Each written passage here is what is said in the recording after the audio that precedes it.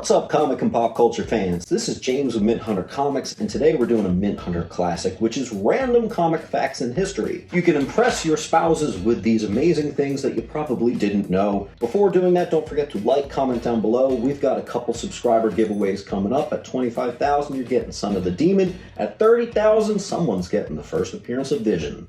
Number 1. John Constantine is the only comic book character to age in real time with his publication. Howard the Duck, one of the most critically panned comic book adaptations of all time, cost more to make than Return of the Jedi. The average reader consumes roughly 4 comics per week. This means about 16 books per month. 16 books per month at roughly $4 means the average reader spends about $65 a month. The comic book guy from The Simpsons has a real name, Jeffrey Albertson. Avengers Annual 10, while a double key, first Rogue and Madeline Pryor, is also the first cover appearance of Mystique. In Marvel Comics, Dr. Doom's armor contains splinters of the True Cross in order to protect himself from vampires. In Marvel Comics, Santa Claus is actually the world's most powerful mutant ever registered by the X-Men. There is an anti-circumcision movement, and one of the inactivists has created a comic book titled Foreskin Man, which currently has 7 issues. Bill Walterson, author of Calvin and Hobbes, believed that adapting the comic to any other medium would compromise its integrity. He believed it so strongly that he turned down calls from Steven Spielberg and George Lucas offering to make animated movies. 7 years before Philosopher's Stone, Neil Gaiman published a comic book about an English boy who finds out that he's a wizard on his 12th birthday and receives an owl from a magical stranger. The famous Boulder opening scene from Raiders of the Lost Ark was lifted from a 1954 Scrooge McDuck comic book. The Disney character who's appeared in the most films is Donald Duck. He's also the 5th most published comic book character behind Superman, Batman, Spider-Man, and Wolverine. In the early 1990s, Michael Jackson tried to buy Marvel Comics just so he could play Spider-Man in his own produced movie. Dave Cockrum, a Marvel artist, resigned in 1979, but somehow by accident, his resignation letter got published and was placed in Iron Man number 127. Whoops! After releasing Tale of the Zombie in 1973, Marvel trademarked the term zombie for their use in comic books. This was the first trademark of the word. Mario Puzo, the author of The Godfather, found writing comics too difficult. Superman was originally imagined to be bald and evil. Speaking of bald, when Patrick Stewart first saw an X-Men comic, he said, "What am I doing on the front of a comic book?" Joker was intended as a one-time villain, and after the success of Batman 1, it was decided they'd give him another go, which was contrary to their original ideas about him. The Library of Congress holds 100,000 comics, and it grows by 200 every month. The man behind Daredevil's infamous design and iconic red suit is none other than popular Marvel artist Wally Wood. Wally has switched gears and joined the world of pornography, even often drawing spoofs of popular franchise characters in a pornographic light. Marvel killed off Richard Nixon in one of their comics in the 70s, and Steve Englehart confirms it. Controversial much?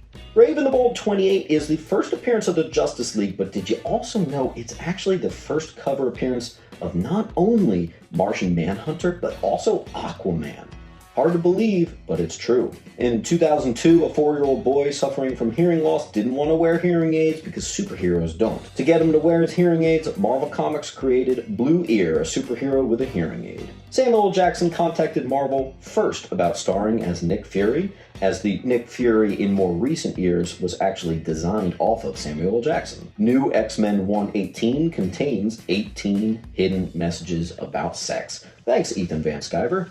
Marvel and DC, the 2 comic book giants, technically co-own the trademark for the word superhero. The 2 banded together to trademark the word in the 70s and still own it today, and you see occasional times that they take it to court. Neil Tennant, lead singer of 80s synth-pop success The Pet Shop Boys, worked for Marvel for a few years as an inker and even wrote a few features. Marvel owns the rights to Snikt and Thwip.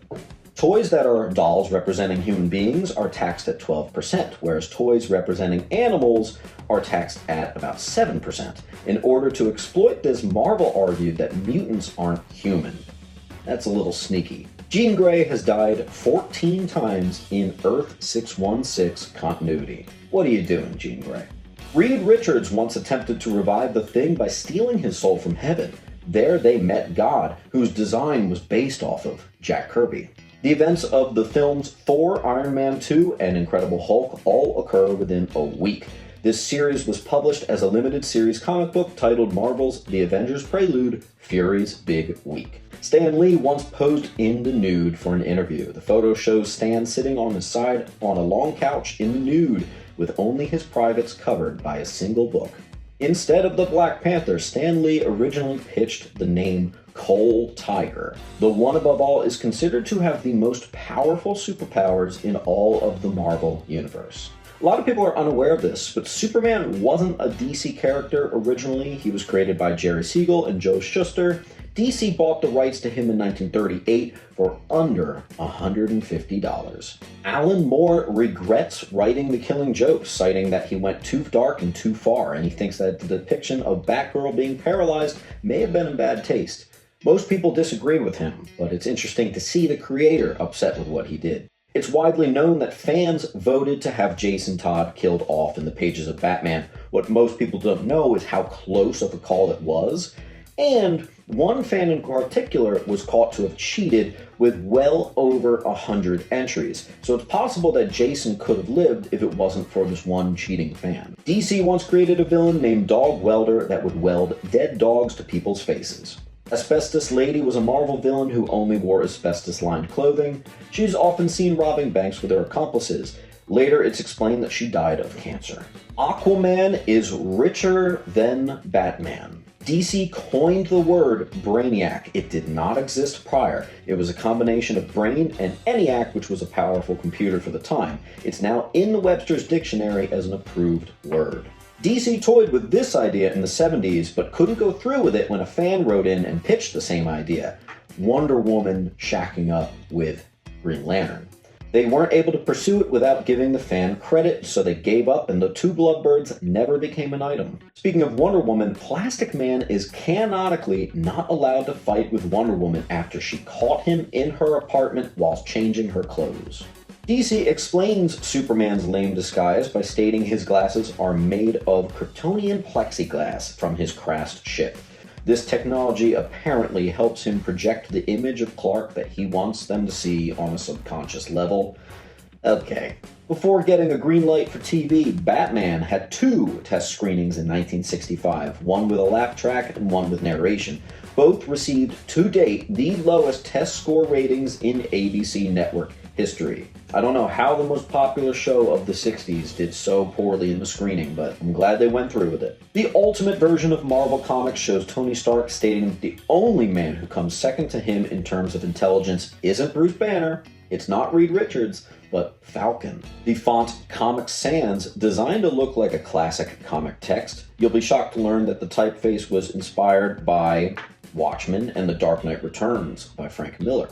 And lastly, Alan Moore claims to have met the real John Constantine.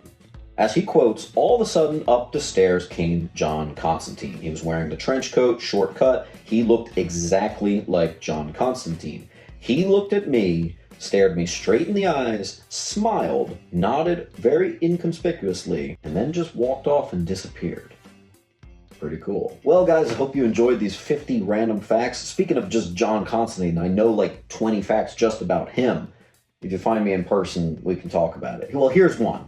John Constantine once snorted the bones of Saint Nick, Santa Claus. You're welcome. I'll see you at the next video. Don't forget to like and subscribe, and keep on hunting.